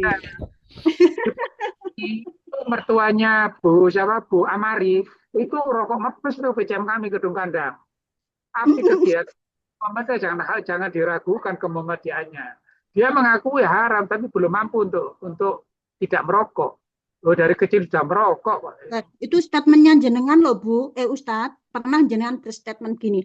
Kalau sudah ikut ke organisasi Muhammadiyah harus ikut Tahrid Muhammadiyah. Nah, itu. Tarjih itu memberikan putusan tarjihnya itu, haramnya itu bertahap, tidak serta-merta langsung seperti itu, kecuali yang sudah mutlak. Ini haram-haram kan ijtihad. Haram yang karena situasi dan kondisinya mengharuskan harus diharamkan, itu untuk mencegah kemudaratan yang lebih besar. Nah, pada suatu saat akan dicabut bisa jadi. Mungkin itu penjelasan tentang haramnya rokok sama haramnya mungkin juga nikah siri itu. Nikah siri memang diharamkan oleh Muhammadiyah, tapi tingkat keharamannya. Ono Pak, pimpinan Muhammadiyah juga bojone loro Pak Ayu Pak. Itu juga sah secara catatan agama loh Pak Ayu. Karena pada saat itu kan ada undang-undang boleh nikah asalkan dapat persetujuan dari istri pertama. Itu orang Muhammadiyah saya nggak menyebutkan. Saya nggak menyebutkan. Ayo, ada. Jenengan coba cari, tapi ini bukan petinggi. Yuk, apa ya istilahnya juga pimpinan di mana sih namanya ini? Di kabupaten kayak gitu-gitulah. Cara dapat izin istri itu tidak ada. Loh, itu seperti Agim itu, Pak. Aslinya kan juga seperti itu. Ayo, gara-gara kasusnya Agim itu. Agim itu orang. Jenengan itu tak ikuni loh, Pak. Jenengan itu lagi tak bela loh sebagai kaum pria. Itu ada itu orang Muhammadiyah juga seperti itu. Itu justru mengkritisi Iwamah yang dipaparkan oleh Bu Dewi. Nah, itu kok penjelasannya ya, dalilnya oke, tapi penjelasannya ngapunten kayaknya banyak memberatkan suami. Kenyataannya seperti itu loh Ustadz. Pak, tapi ini Pak Nurali yo. Gini Pak Nurali, sampai ini ya lucu Pak Nurali. Poligami gak abot, kiwa mama abot. Waduh, angel ini Pak. Padahal tak belo Pak. Tak belo jenengan poligami juga boleh. Ini loh Pak, ada orang Muhammadiyah juga bisa boleh. Perokok juga boleh. Kok malah milih kiwamah? Ayo. Lah iya iku, kok kiwamah sing abot, lek poligami gak abot. Poligami sudah, saya kira sudah jelas kiwamah. Ngapunten, nanti saya kira Ustadz Zuri juga ya, insya Allah sama dengan saya. Bukan karena saya laki, bukan. Tapi penjelasan panjenengan itu di abot-abotno nyamung lanang gitu loh, kira-kira bahasa saya gitu. Sebetulnya nggak abot, detail. Tapi bahasa panjenengan dan tulisan panjenengan itu, kok nyamung lanang kok sing abot itu. Padahal nggak begitulah. Untung ada nusus. Nah, nusus itu lebih fair penjelasannya di nusus punya Bu Manadina. Itu lebih fair, jadi nggak berat-beratkan perempuan juga. Makanya itu Pak Nur, makanya itu namanya kiwama, kepemimpinan seorang suami. Nah, itu menjelaskan sebenarnya kepemimpinan suami, posisi kiwamahnya suami itu seperti itu. Makanya ada nusus itu tadi. Itu pembahasan yang tentang kiwamah. Nusus Karena itu beda lagi. belah sebelah jenengan, terlalu Ya sebelah sini, sebelah. kita kembalikan ke RPS. Di RPS ada nggak kepemimpinan istri? Oke. Tidak ada. Nah, wis Ya, kan, lek gak ono ya wis. Cukup kepemimpinan suami. Oke, gengs. enggak, Bu Dewi kayaknya ulanang sing tok apes. Loh, polanya gini Ustadz. Memang di Kalau dalam itu. kalau saya tak gini kan Bu Dewi.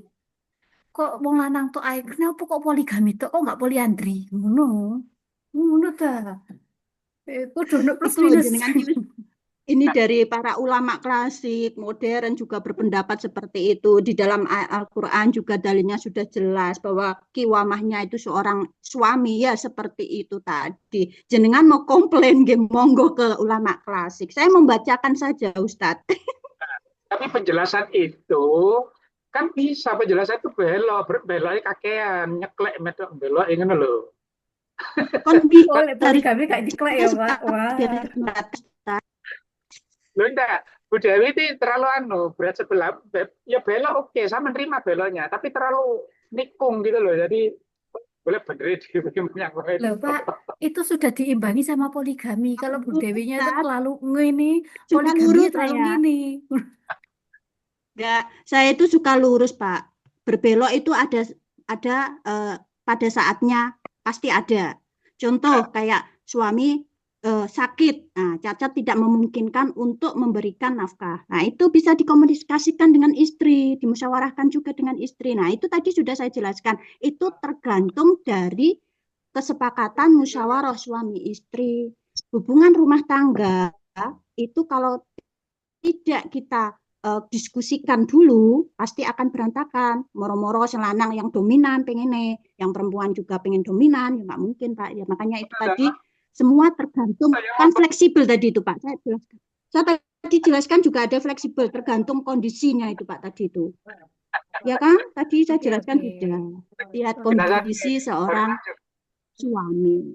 Ini ada statement yang menarik ini saya baca di WA saya ya. Kok kebetulan ada share yang menarik. Wanita itu diuji ketika laki-laki tidak memiliki apa-apa, ya kan? Oh, iya. Tapi laki-laki diuji ketika wanita tidak memakai apa-apa. Itu betul, itu setuju aku. Wes ya, oke. Kita kembali lagi ke begini.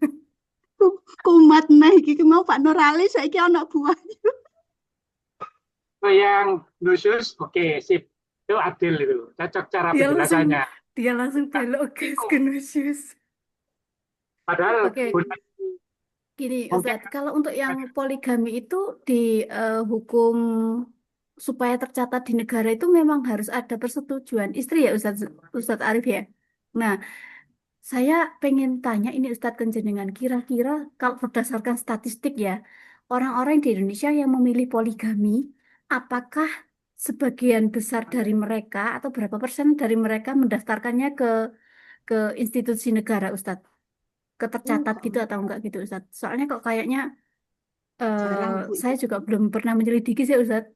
Pripun, Ustadz? Saya yang tahu itu hanya itu loh siapa? Agim itu aja Bu, yang public figure itu Bu ya. Pripun, Ustadz Kalau, Arif? ngapunten Bu, kalau istilahnya catatan secara resminya saya juga kurang tahu. Fixnya itu berapa saya juga kurang tahu, belum pernah mengkaji dengan itu. Tapi memang kalau secara aturan di negara kita memang di antara syarat pengajuan apa namanya untuk poligami itu memang harus ada semacam pengajuan permohonan gitu nggih, ke pengadilan agama sesuai dengan tempat tinggalnya masing-masing atau sesuai domisili lah. Kalau sekarang mungkin ya kadang kalau domisilinya di tempat A biasanya sesuai dengan KTP domisilinya itu. Nah, di antaranya tadi ya mengajukan permohonan, nanti ada apa namanya eh, ada apa resmi gitu nggih atau pernyataan resmi lah kira-kira ada atau persetujuan dari istri pertama. Itu memang menjadi syarat kalau di apa dalam konteks hukum di negara kita. Dan nanti juga selain itu ada lagi misalnya ada semacam surat pernyataan juga dari si suami yang pengen poligami itu memang apa namanya syarat surat pernyataan mampu berlaku adil. Jadi apa namanya kemampuan berlaku adil. Kemudian biasanya juga secara resmi akan dicek kemampuan finansialnya itu tadi. Nanti dari slip gaji itu juga akan dicek. Kalau misalnya gajinya mungkin secara ininya ya 1 juta sebulan ya kalau pengajuan ke pengadilan agama itu secara resmi ya ditolak. Artinya gitu memang tidak memenuhi kriteria minimal kira-kira gitu. Nggih. Jadi akan 1 dicek juga miliar oleh. gitu Ustadz Firman. Oh kalau 1 miliar lain lagi mungkin. Artinya tidak hanya satu gitu yang dicek oleh pengadilan itu nanti akan ada beberapa ketentuan. Jadi ya persetujuan dari istri pertama, tadi ada pernyataan untuk mampu berlaku adil, ada juga nanti memang mampu enggak dia secara finansial, slip gaji dan macam-macam nanti akan dicek juga. Bahkan kalau tidak salah itu juga harus ada surat semacam surat keterangan mampunya itu. Kalau biasa kita nguruskan ada surat keterangan tidak mampu kalau ada yang ngurus-ngurus itu. Tapi ini nanti surat keterangan mampu dari misalnya kelurahan atau desa setempat misalnya gitu. Nah, termasuk nanti juga akan dicek alasan-alasan yang kuat di balik kenapa melakukan poligami. Nah, kalau seingat saya itu kalau di kita itu kan diantaranya mungkin tadi memang alasannya itu misalnya istri memang tidak mampu menjalankan tugas dan fungsinya sebagai istri. Misalnya, mohon maaf gitu. Misalnya memang ada faktor istilahnya itu tidak bisa mendapatkan keturunan istrinya ya. Kemudian yang kedua mungkin karena faktor apa namanya itu penyakit ataupun mungkin bisa saja mungkin cacat yang sifatnya memang boleh dikatakan ini sudah penyakit atau cacat yang tidak memungkinkan untuk Panen. sembuh, permanen mungkin bahasa lainnya untuk tidak mungkin untuk sembuh. Jadi alasan-alasannya itu akan dicek juga oleh pengadilan agama. Nah, nanti diajukan ke pengadilan agama, nanti apa namanya permohonannya tadi sama dokumen-dokumennya tadi, nanti pengadilan juga akan memeriksa ini setujuan isinya gimana dan macam-macam akan diperiksa dulu oleh pengadilan. Kalau ternyata memenuhi kriteria yang sesuai dengan ketentuan di pengadilan atau sebagai syarat-syarat yang tadi terpenuhi semua, maka itu akan dikabulkan oleh hakim. Nah, nanti kemudian baru setelah itu ada izin istilahnya dari hakim atau hakim mengabulkan permohonan tersebut, maka baru nanti akan bisa melakukan tadi eh, pernikahan keduanya atau pernikahan berikutnya itu dan istilahnya itu pencatatan secara sah oleh kantor urusan agama. Oke, tapi kalau tadi Bu Wahyu nanya angka, memang saya belum tahu pasti Bu Wahyu. Mungkin karena syaratnya itu agak berat, jadi lebih banyak yang siri-siri itu mungkin yang dipilih gitu, nggih. Dipilih. Untuk kakaknya biasanya suaminya ikut dua-duanya atau pripun Ustadz kalau yang di kakak gitu? Nah, kakaknya saya juga belum tahu. Bisa Nah, jadi kayaknya ini kakak Ustadz, tersendiri mungkin, nggih. Ustadz, Jadi, ini nggih, nggih. ada kasus juga ini. Om saya sendiri, Ustadz. Om Mm-mm. saya sendiri, istri pertama itu karena kena sakit kanker rahim itu, Ustadz. Otomatis kan tidak bisa untuk melayani sebagai suami, sebagai istri, nggih. Akhirnya om saya itu menikah lagi, tapi dengan Cak Siri, Ustadz. Mm. Nah, itu sudah. Tetapi, nah ini kakaknya itu juga kan domisilnya awalnya kan di daerah saya di Tuban. Terus menikah siri, terus di itu Ustaz, di Sidoarjo. Itu 2 kakak. Kok sakit nggih? 2 Nah, kakak bisa. Iya. Terus punya surat nikah juga 2. Iya, Enggak saya sih, juga yang satu bingung nih. enggak, yang satu enggak. Tapi istrinya punya surat nikah. Kok ya bingung ya. Om saya enggak punya, enggak tahu, enggak paham saya itu Ustaz. Ini Masa kayak om pemilu saya nyoblos ping pindo? iya di dua tempat. Iya Bu, KTP-nya 2. Oh, enak rek. oh. Pak Nur, sampe gawe yang mana Pak Nur? Nah, ini Ini mungkin sampai ada tahu celah-celah gimana hukum yang itu. digunakan gitu, nggih. Saya enggak paham juga ini kalau gitu. Iya om Diberlakukan saya dulu bos itu. Nggih. Karena Pak masih Nur, muda. Pak Nur, sampe kalau misalnya di pemilihan ternyata namanya sampe ada 4, waduh Bu Nurali ku kudu curiga iku Pak Nur. Bu Nurali pernah ngomong gini, sama nojo neko-neko, lihat tadi Rabi ngomong otak, aku sing kate ngelamar. Loh, ya apa? Ah, Waduh, wedi Aku aku. jawab gini, saja tidak kok. Aku Saya sahabat. Artinya gini, yang dikhawatirkan dari istri saya itu jangan sampai terjadi siri sembunyi-sembunyi yang merusak dari keluarga. Disuruh terang-terangan kalau memang mau dia yang akan ngelamar. Ya boleh. Loh, ditantang gitu, aku jawab apa? Ustaz, let's go. Lah aku. Aku pikir hati. Tapi tadi ada satu poin Ustadz yang di poligami itu yang menurut saya belum dibahas oleh Ustadz Wah, Agung, yakni eh, kalau misalnya mempoligami, kalau misalnya terjadi poligami, itu apa yang harus dilakukan? Sunnahnya Nabi itu Dilakukan. seperti apa itu belum dibahas. Karena setahu saya yang pernah saya baca itu, Nabi itu memang poligami Ustadz, tapi tidak menaruh istrinya dalam satu rumah yang sama, tidak dalam satu atap yang sama, gitu kan? Itu menurut saya belum dibahas sama Ustadz Agung gitu kan. Terus terkait pembagian itu juga belum dibahas secara rinci gitu. Mungkin Ustadz Arif bisa menjelaskan bukan sebagai praktisi yang pernah melakukan poligami, gitu, tapi sebagai yang mungkin tahu ilmunya tentang itu. Tuh nyerempet banget aku ya Allah, pada aku bojone Ustadz Arif gitu. Aman, aman, aman, Nah, aman, Bu Dewi tahu itu, Bu Dewi tahu. aman, aman. Tadi saya ketemu dengan kiwamahnya Bu Dewi di sini barusan tadi. Belum lama tadi. Lewat di sini tadi tak sapa. contoh poligami yang sukses. Poligami yang sukses itu yang punya Wong Solo. Itu istrinya 4. Monggo Terus ada Ustadz. yang masih muda Kacung. Ada lagi yang DPR orang Madura itu, Fadli itu. Oke, monggo Ustadz Arif yang mungkin bisa menanggapi pertanyaan saya tadi Ustadz. Oke, mohon maaf, Bu Ayu ya. Saya memang tadi bukan praktisi, jadi memang tidak bisa menyampaikan mungkin dengan latar belakang pengalaman yang tepat gitu. Tetapi begini, terkait tadi mungkin dengan serumah atau tidak serumah, artinya secara yang sepaham saya, secara ada melarang terang-terangan terkait dengan serumah juga memang tidak kita dapatkan dalil-dalilnya itu. Atau mungkin saya sendiri yang mungkin belum buka. Artinya secara hukum asalnya berarti kan ini kan kembali kepada hukum muamalah, Jadi maksudnya penempatan atau tempat tinggal itu kan masuk dalam kategori muamalah. Jadi kembali ke hukum asal, al aslu fil muamalah al ibahah. Jadi hukum asal dari muamalah itu kan ibahah, boleh. Tetapi dalam pengalaman-pengalamannya, nah mungkin tadi juga dari praktik Nabi dan rumahnya itu berbeda. Berarti memang anjuran ataupun mungkin ketika seseorang itu berpoligami, maka selayaknya itu memang tidak satu rumah.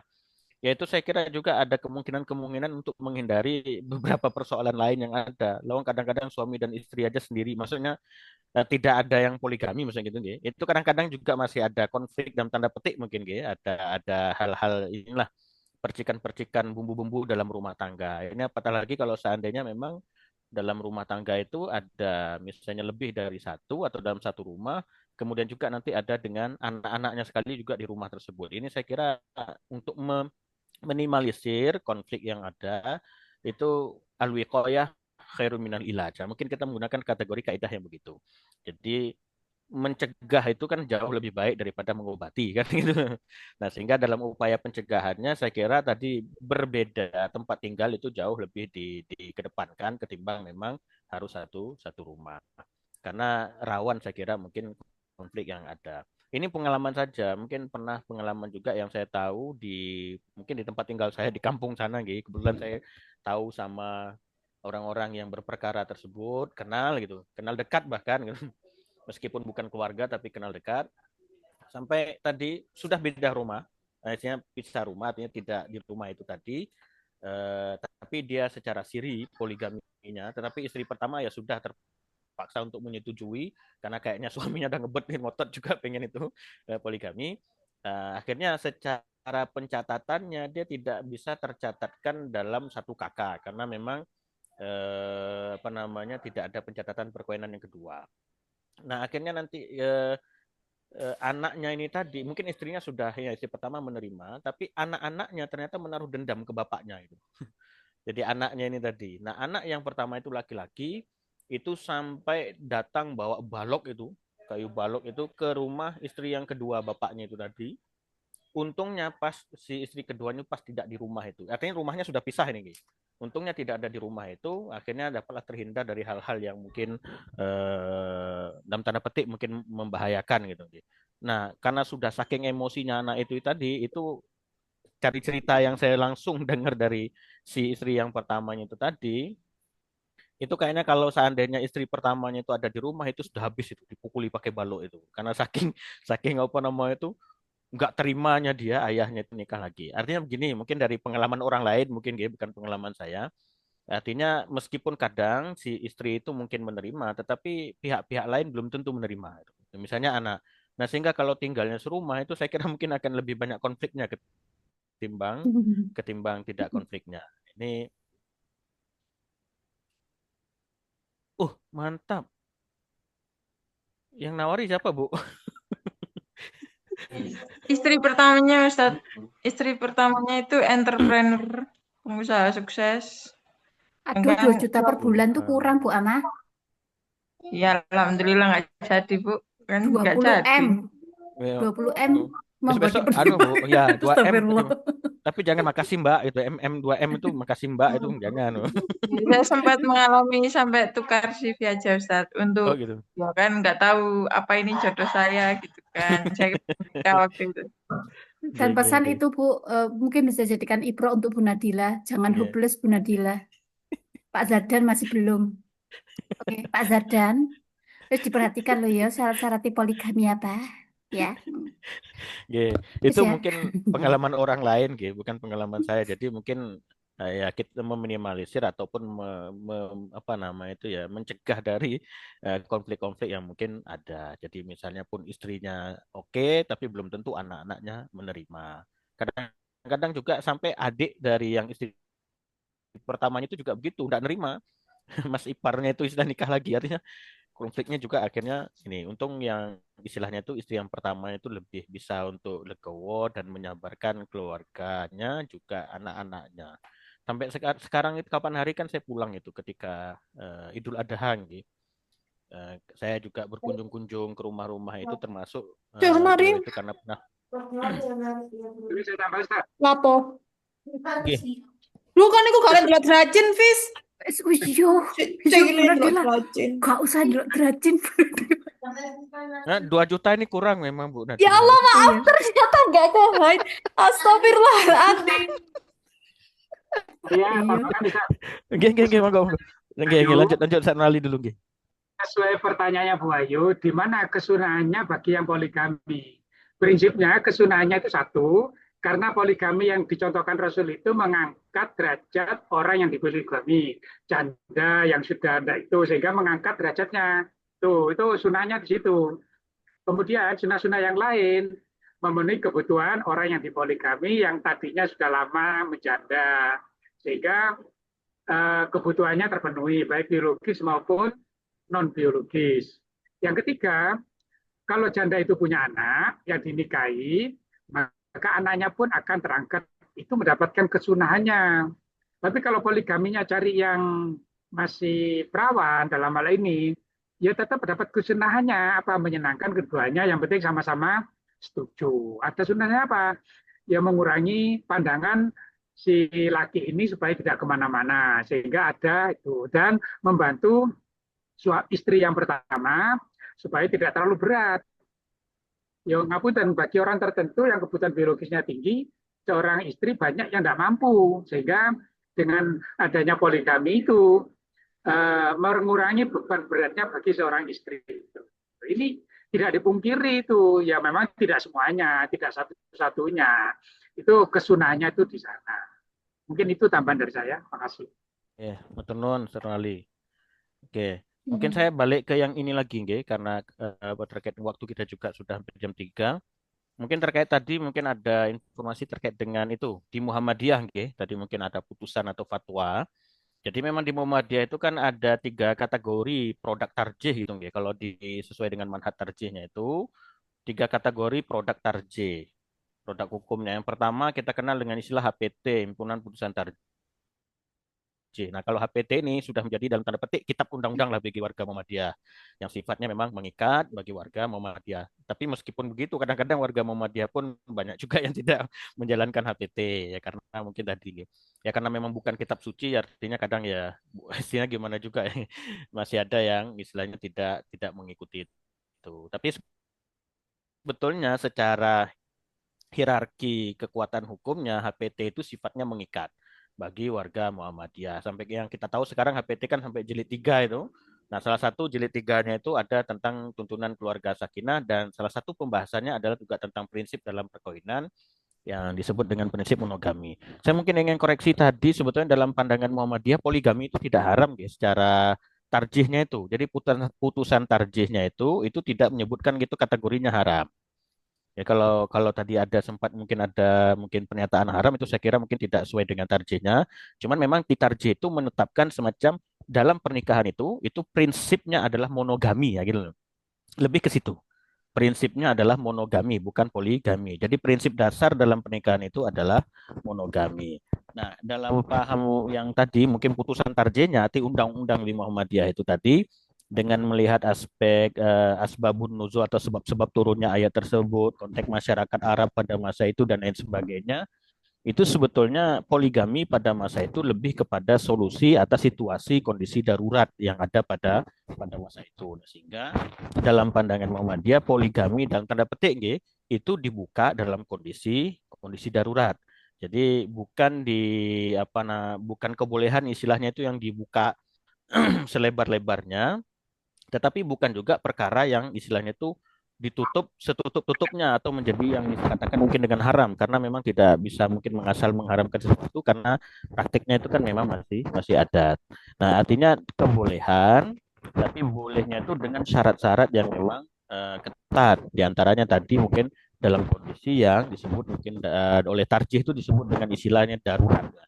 Nah, darurat itu nanti bisa saja kondisinya daruratnya itu darurat yang sifatnya mungkin lebih banyak mudorotnya kalau mungkin tidak dilakukan hal yang sedemikian rupa. Ini secara ringkas mungkin saya nyampaikan begitu. Jadi ada syariatnya ada, tetapi dalam istilahnya itu apa gitu?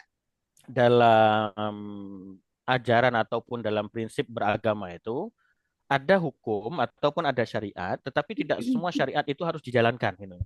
Nah, misalnya begini, ada syariat jihad. Jihad itu kan kita tidak menolak, memang jihad itu ada syariatnya. Tetapi ayat-ayat tentang jihad itu juga beragam. Bahkan ada ayat kan yang mengatakan bunuh kalau seandainya melihat mereka gitu. Kapanpun kamu ketemu mereka dibunuh, itu saking kerennya. Mungkin ada yang ngambil sepotong itu, nah, sehingga kemudian memunculkan paham yang pokoknya kalau melihat orang-orang yang non muslim atau bahkan orang yang mendukung kepada pemerintah yang dianggap togut itu sudah langsung dibom aja ataupun dibasmi karena pemahaman yang sempit tentang makna jihad.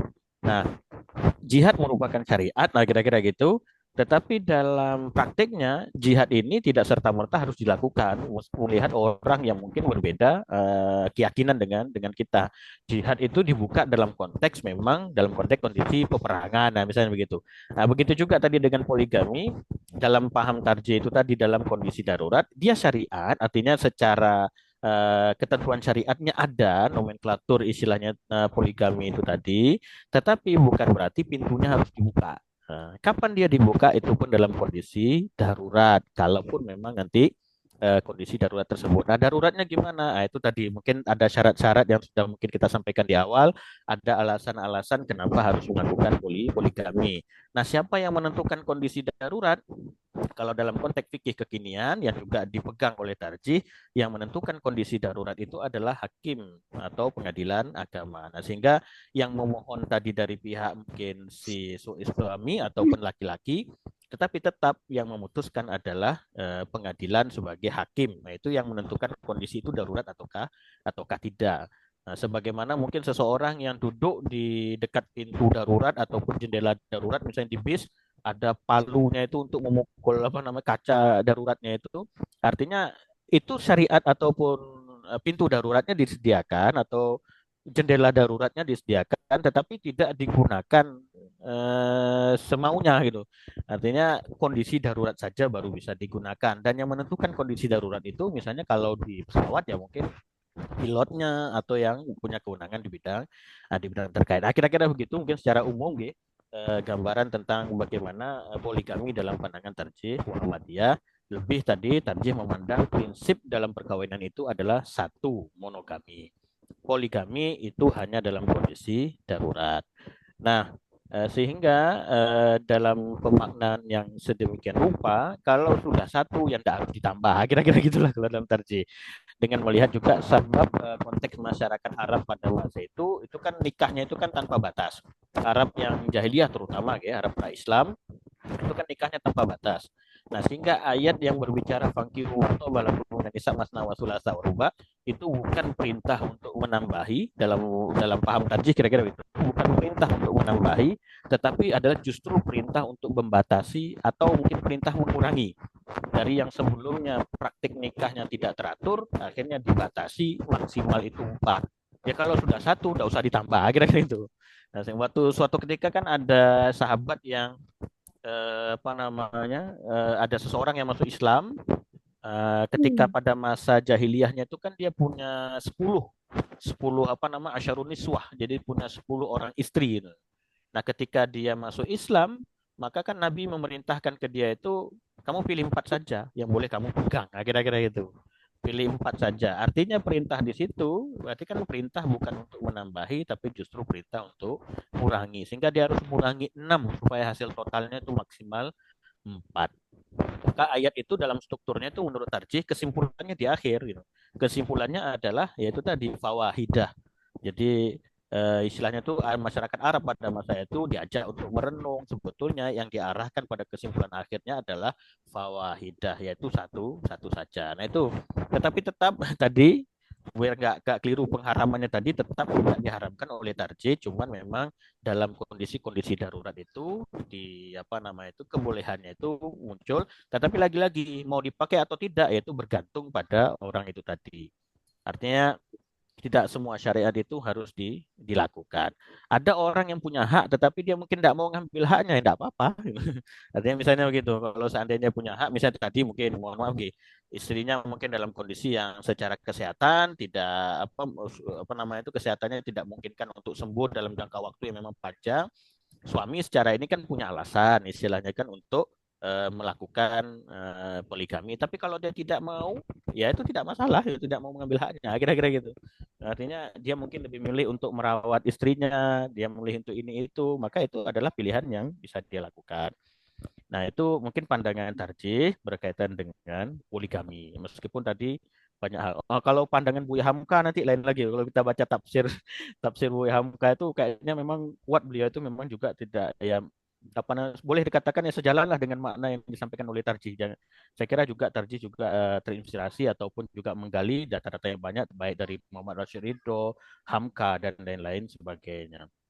Nah, kemudian terkait dengan mazhab Maliki dan mazhab Syafi'i dalam hukum rokok tadi berarti kan Maliki maksudnya mohon maaf ya. Dia kan guyonan di Muhammadiyah gitu. Tergantung mazhabnya Syafi'i atau Maliki. Syafi'i itu Syafi'i Ma'rif gitu kan gitu.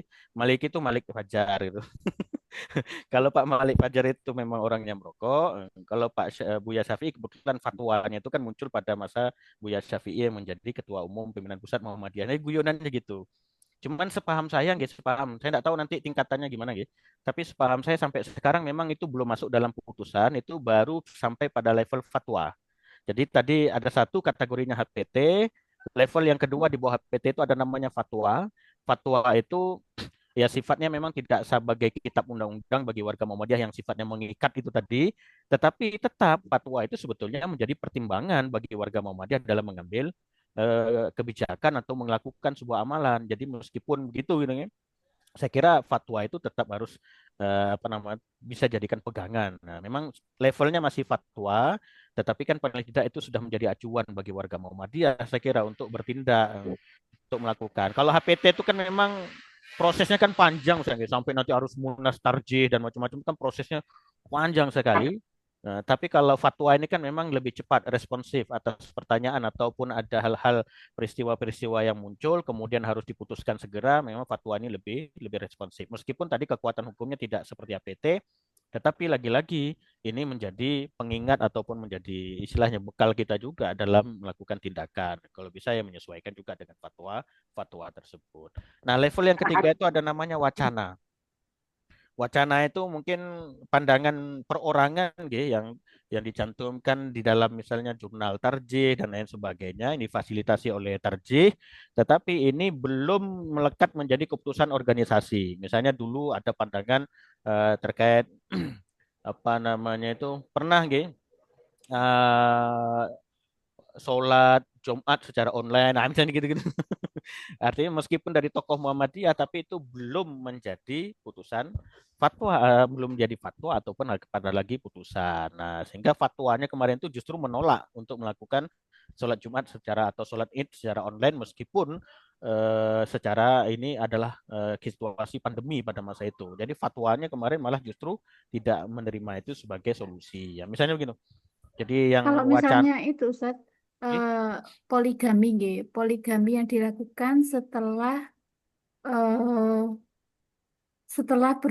setelah keduanya itu mungkin melakukan hubungan zina gitu. Apakah itu boleh atau gimana Ustaz? Kayak di kasusnya Inara Rusli itu loh Ustaz ya, bisa.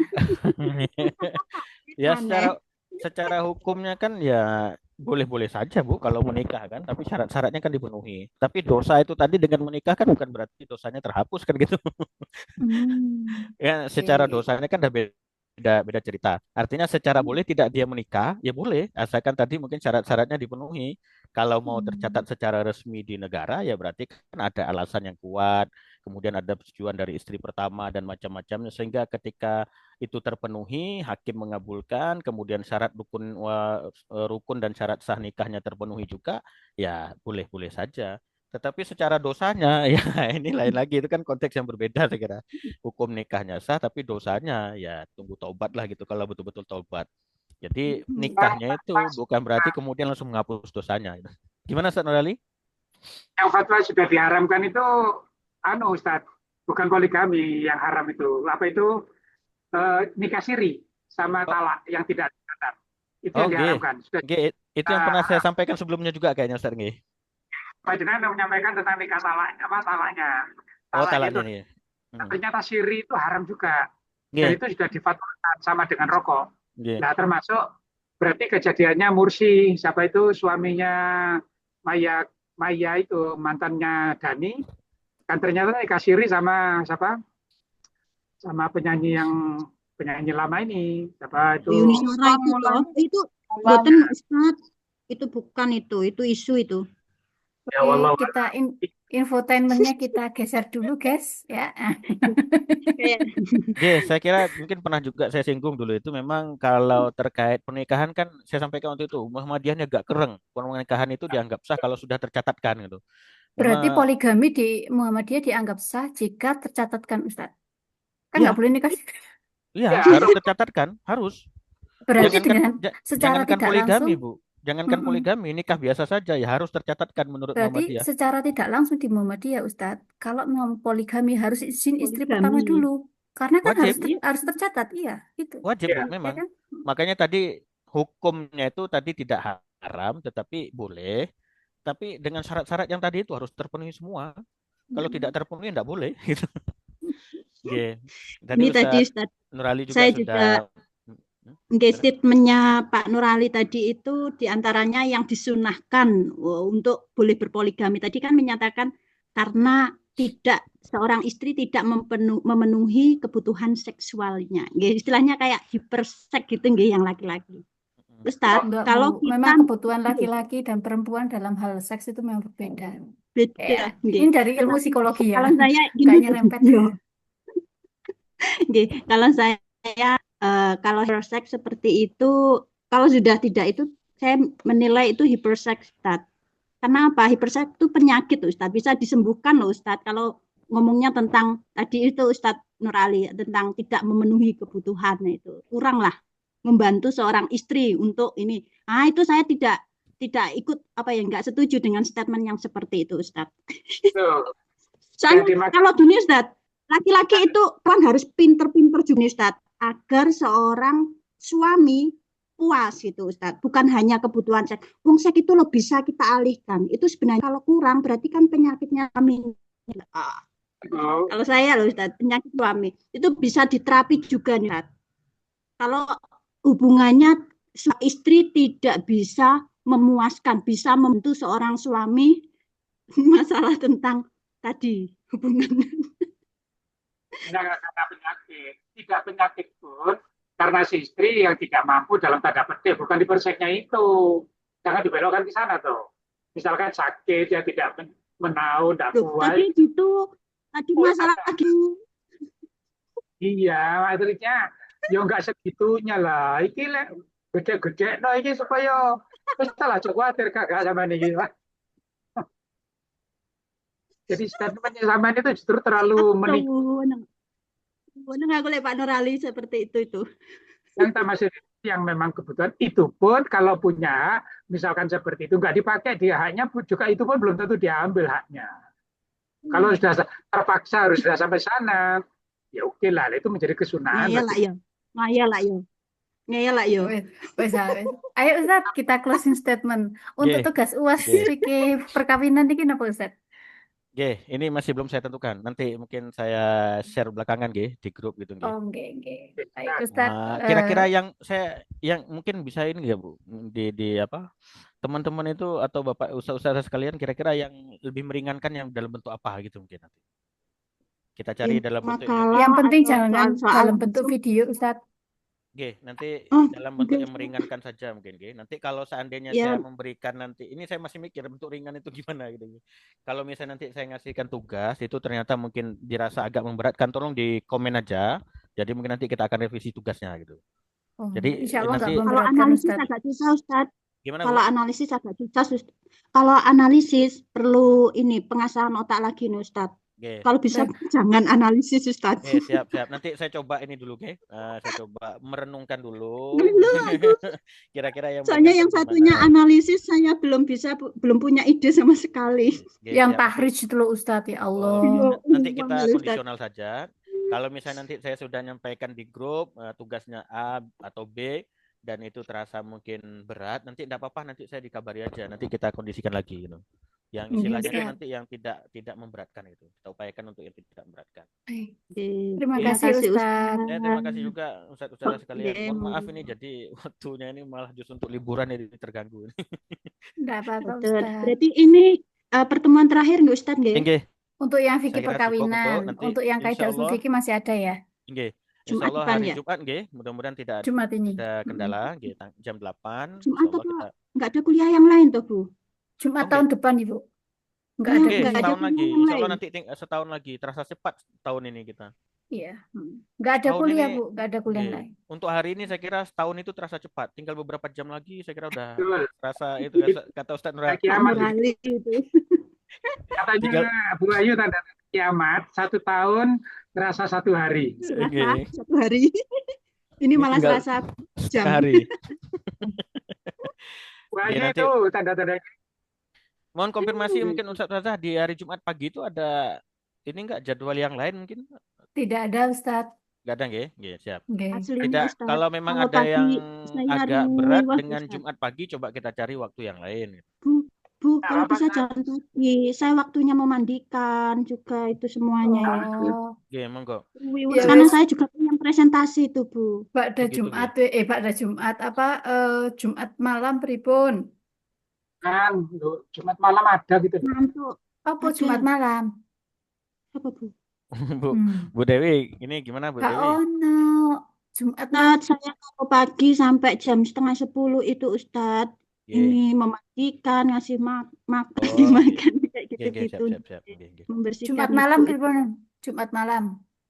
Habis Jumatan enggak ada kegiatan ya Bu? Oh Bu, Iku Bu Ika ya? bapak-bapak sakno iki, bapak-bapak iku sakno. Oh. Bapak Habis Sopo. Asar. Ya, Asar. jam-jam 2-an gitu nggih. Iya bisa Oh, sudah. nggih, monggo Ustaz kalau Atau jam jam 2 bisa. 13.30. Kalau Jumatan sekarang kan sekitar jam waktu zuhur itu sekitar jam 11 20. lebih Ustaz kayaknya Ustaz. Oke. 11.35 kayaknya sekarang ya. Setengah 1 jam 1 sudah selesai itu. Oke, insyaallah sudah selesai. Kalau seandainya mungkin setengah 2 atau jam 2, kira-kira lebih Ya, prefer yang mana? 2. Setengah Setengah 2 dua, aja Ustaz. Setengah 2 nggih. Nanti Bu Ayu tolong kabari di grup Bu Ayu. Saya khawatir nanti ada yang enggak bisa. Kalau seandainya juga banyak yang enggak bisa ya kita cari waktu lain lagi, enggak apa-apa. Jumat Bu malam. Ika ilmu perdata hari apa itu? Kamis Ibu besok. Oh, Kamis ya. Kamis itu besok tanggal 1 tanggal merah libur. Insya Allah sih nanti tak tanyakan Bu Ika ya. Oke. Ingat saya Jumat loh. Nggih, Jumat niku Ustaz jam setengah Nanti 2 nggih. coba dianu Jam lagi 2. nggih. Nanti saya juga nggak tahu kan Iya. jadwal-jadwalnya Ustazah nanti yang jadwal yang lain kapan. Saya Bu Nanti Dewi sama Nadila. nggih. Kalau Semua Jumat loh, Ustaz. pagi fix nggak jadi, saya tak geser ke agenda yang lain. Jumat, Ustadz, insya Allah Jumat 1:30 bisa. Oh, 1:30 nggih. Berarti yang pagi Nggih. nggak jadi nggih. Berarti ini kebetulan ada Nggih. yang mau ngajak konsultasi, tapi mahasiswa ini. Kayaknya urusan kemahasiswaan. Jadi mungkin kalau seandainya Jumat pagi nanti tidak ada perkuliahan kita, nanti saya minta yang mahasiswa ini datang Jumat pagi saja. Jadi nanti yang siangnya saya kosongkan untuk Asalkan perkuliahan Ustadz kita. Jumat itu ya, asalkan Ustadz Jumat 1:30 nggak ada rapat ya. Sampai saat ini sementara belum ada, Bu. Sampai saat ini belum ada. Saya berharap juga begitu. Aku mau pengen ngono Bu Ayu. Mohon doanya. Mewakili. Sampai saat ini belum ada. Yang kemarin itu malah itu tadi undangannya tuh besoknya acara, malamnya baru dapat undangan. Ya kalau misalnya Jumat 1:30 nggak bisa, kita pindah ke malamnya aja Ustadz, itu aja Oke, fleksibel. Aman sebetulnya untuk Ustadz, tapi untuk Bu Dewi tidak siap, jangan. Oke. Oke, Oke, berarti terima sementara kasih. insya Allah kita sepakati itu dari jam 13.30 nggih. Yes, Insya Allah. Ya, mudah-mudahan juga tidak ada undangan. Sampai saat ini belum ada. Sampai saat ini. Alhamdulillah belum ada undangan. Oke, saya kira itu Boleh. sementara Kasih Ustaz-ustaz sekalian. Ustadz. Terima kasih banyak. Nggih. Nggih. Mohon maaf, kita tutup dengan hamdalah dan doa kafaratul majelis.